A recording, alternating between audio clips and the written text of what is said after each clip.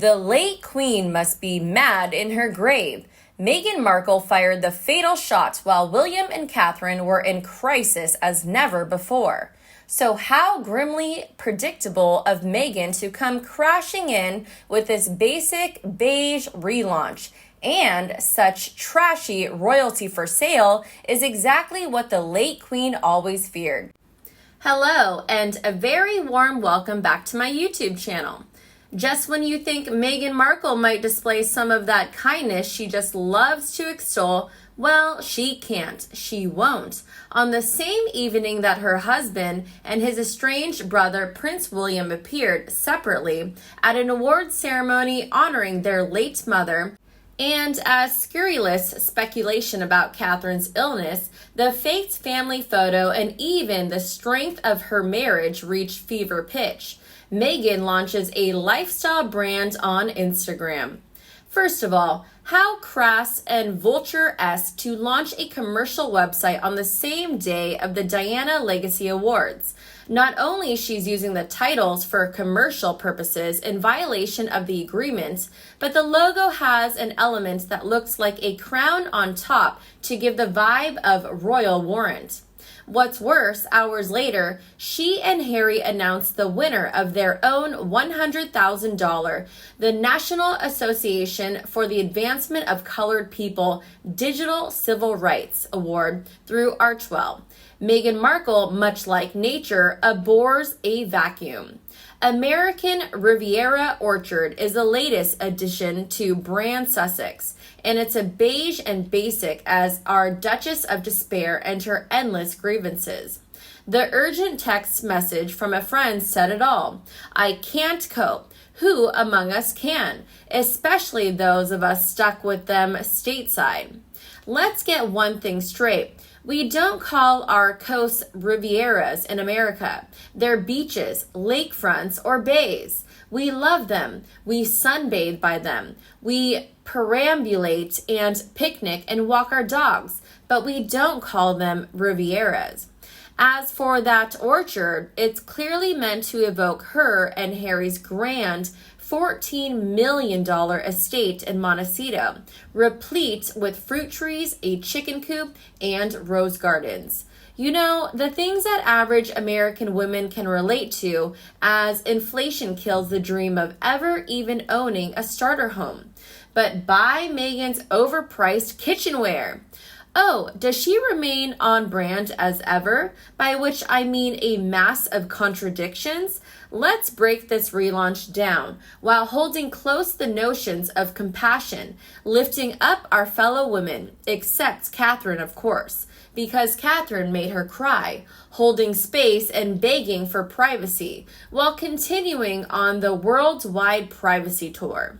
We opened the promotional video with a woman's hand arranging pink and white roses against a backdrop of greige, the film filtered to look old-timey, while Nancy Wilson, and I defy anyone under the age of 50 to know who that is, sings to a fusty big band, swing time sound, I Wish You Love.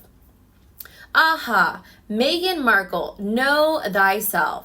Surely if she wished anyone love, least of all her estranged, suffering in-laws, including King Charles, currently fighting cancer, she would have pushed pause on this most unnecessary brand reveal.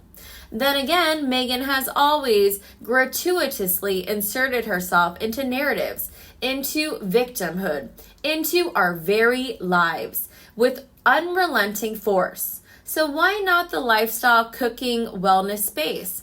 God knows that's not overcrowded. What with Goop and Martha Stewart and Oprah and any number of Kardashians.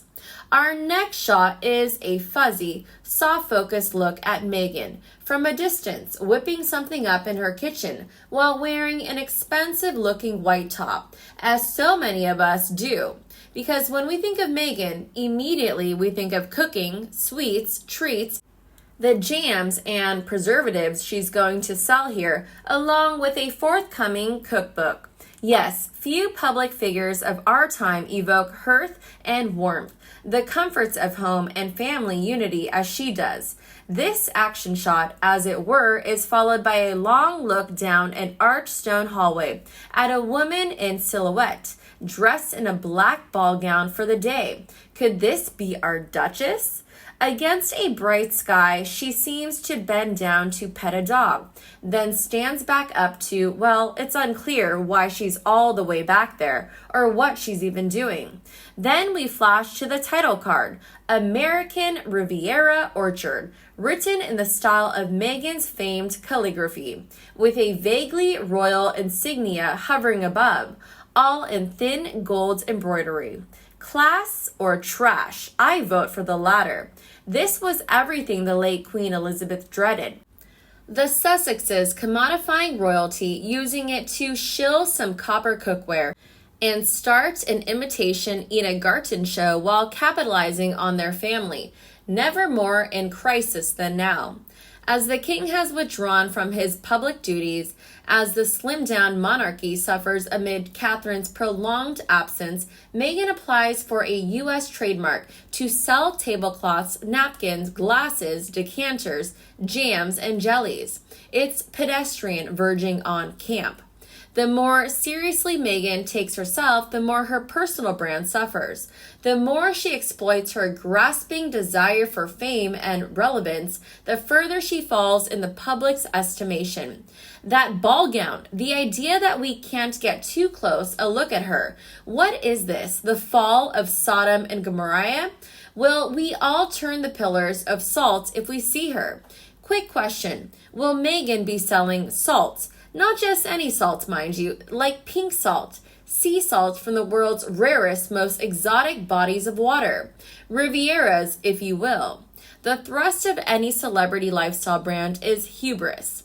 It's premised on this self-belief of the founder that almost every other woman wants to be her. Who wants to be Meghan Markle? Unbelievably, her new Instagram account has racked up over 250,000 followers and counting in the few hours since it launched, even though the account follows no one else. Recall earlier this week the quotes of a source claiming to be close to Harry and Meghan, though since denied by the couple. In the wake of Catherine taking the blame for that Photoshop failure, and I'll never believe Catherine was responsible, we were told that this isn't a mistake Meghan would ever make. Of course not. Meghan's too busy making the most insensitive, tone-deaf, ill-timed hard launches and relaunches on the planet. In case we didn't get the message, this alleged source added that Meghan has a keen eye and a freakish attention to detail. That must be what cost her that lucrative Spotify deal. It's that kind of work ethic that led executive Bill Simmons to call both Harry and Meghan fucking grifters, who did very little work and who had terrible ideas. It's that kind of attention to detail that kept Meghan from ever Googling the Windsors, and especially Prince Harry, until she met them. Or from thinking that the British royal family, the revered Queen Elizabeth especially, were like characters out of medieval times. It's Meghan's keen eye that took an instruction on how to curtsy to the Queen and gave us a sarcastic, deeply contemptuous recreation in that Netflix series, an undeniable act of mockery that left even Harry looking pained. So forgive us, Meghan, if we still fail to buy what you're selling, even if it is just some cloth napkins and overpriced jam. Giving Harry a blessing to marry that woman was the single worst mistake the Queen made during her entire reign. Giving Harry and that woman titles before she knew what kind of person Meghan Markle was, and when no one in the family knew her for even 6 months, was a grave error, especially when there were red flags about Meghan Markle during the entire engagement. Now the Queen is gone, and weak Charles will continue to stick his head in the sand when it comes to dealing with these two. And you? What do you think about this couple? Please tell me your opinion below in the comments. If you see my video is so useful, don't be afraid to like and share it with anyone who also loves it anytime you want. And please subscribe to our Kate Middleton and The Queen YouTube channel to get more updates in the future. Now, thank you for watching. Goodbye and see you tomorrow.